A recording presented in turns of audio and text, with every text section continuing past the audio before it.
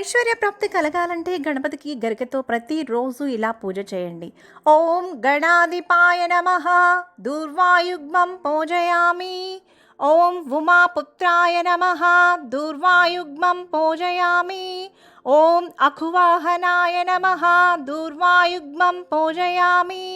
ఓం వినాయకాయ నమః దూర్వాయుగ్మం పూజయామి.